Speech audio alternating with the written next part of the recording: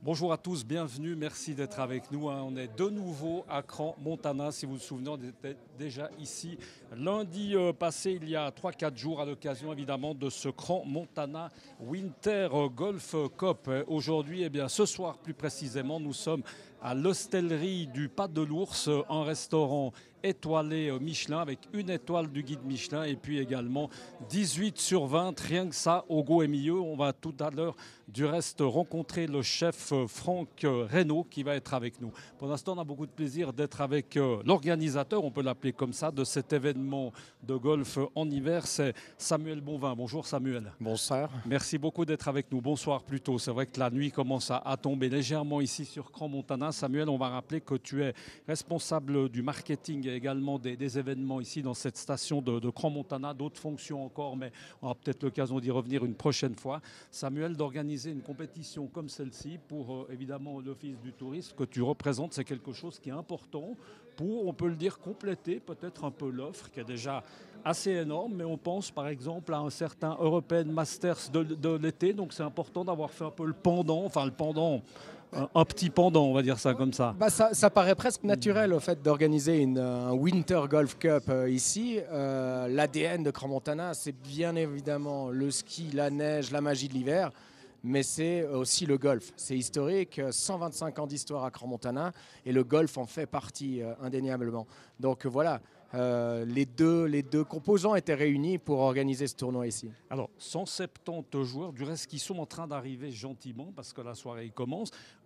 Rapidement un peu le programme. Ce soir, c'est prise en charge. On commence par, normalement, on dit après l'effort, le réconfort. Là, on commence par le réconfort. On verra l'effort demain, c'est ça? Mais il fait froid, donc le réconfort avant le tournoi, je pense que c'est de mise. Et effectivement, donc il y a 3 jours de tournoi, donc on accueille les personnes. Il y a 3 formules différentes. Le vendredi, le samedi et le dimanche, mais surtout c'est dans un esprit hyper convivial. Donc on mélange un petit peu la gastronomie, la magie du golf et puis la franche rigolade, on peut le dire. Samuel, on va tout à l'heure avoir plaisir d'avoir un représentant d'un des sponsors principaux, Barnes, hein, l'agence de voyage l'agence immobilière. Les voyages c'est autre chose.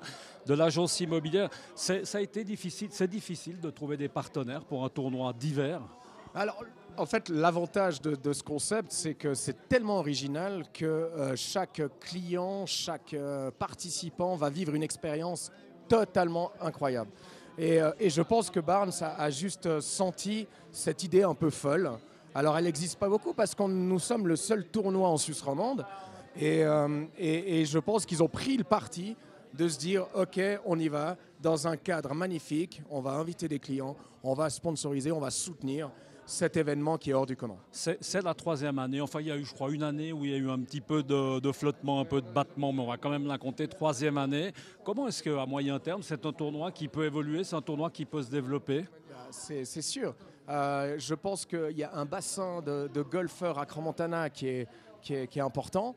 On a un golf club qui est extrêmement actif. Et puis, on a des résidences secondaires. On a beaucoup de personnes qui viennent là le week-end. C'est toujours plein en hiver. Et on se dit que ce tournoi peut amener une touche de folie au fait, dans la saison d'hiver. Bien sûr, on aime skier. Bien sûr, on aime bien manger.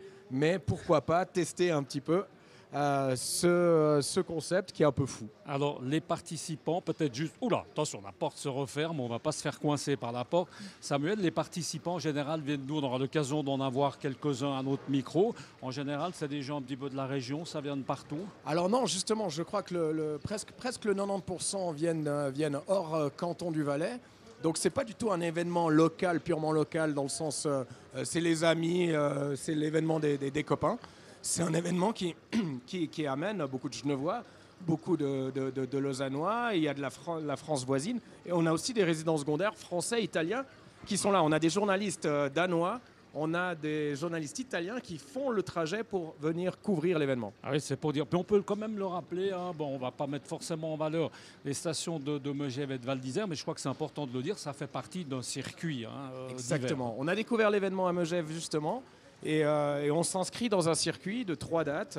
Et ça fait des ponts aussi, parce qu'il y a une culture commune, je dirais, entre les stations françaises et suisses.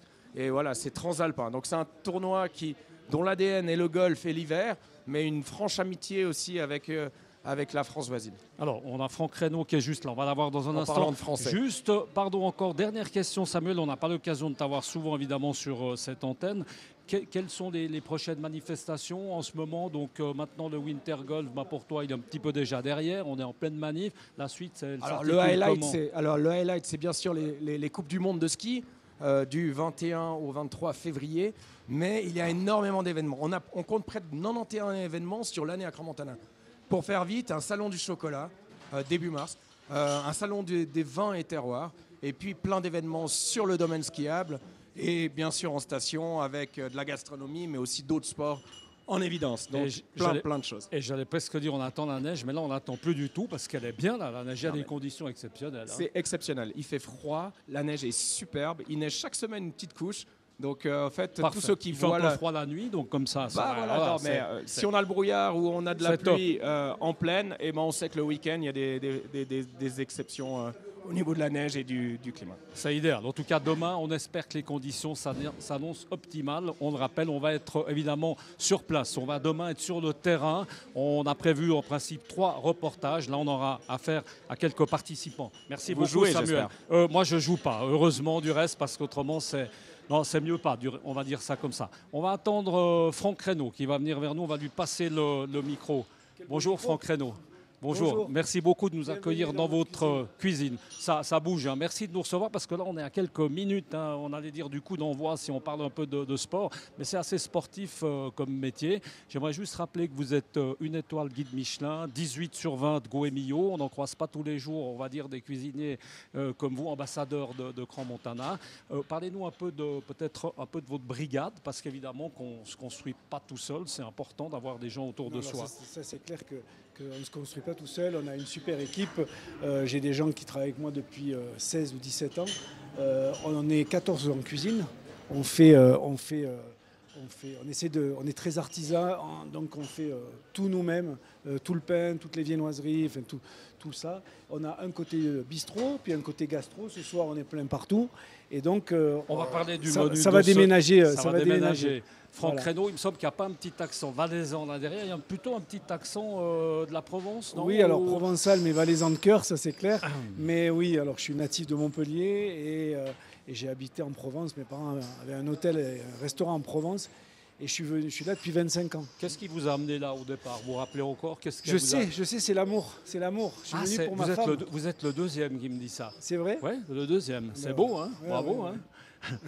Parlez-nous un peu de la cuisine. Vous faites quel type de cuisine? On est dans du gastronomique avec des produits. Gastronomique, c'est une cuisine de saison, cuisine de produits. On essaie de prendre le maximum de produits de la région, parce que je suis vraiment amoureux de tout ce qu'on peut trouver ici.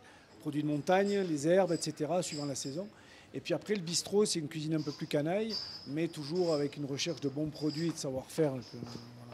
On est toujours un peu à la recherche. Hein.